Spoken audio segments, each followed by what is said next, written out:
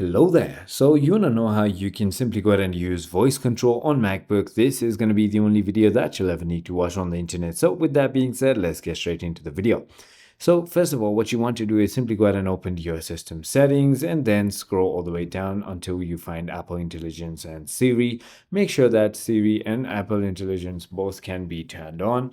And once you've done that, you want to simply go ahead and go here and check about all the settings. As you can see, make sure everything is all right over here. Allow Siri when locked, and then everything is right there. Okay, so now once everything is set up and everything is turned on, all you can do is simply go ahead and just tell Siri to do things. So for example, hey Siri,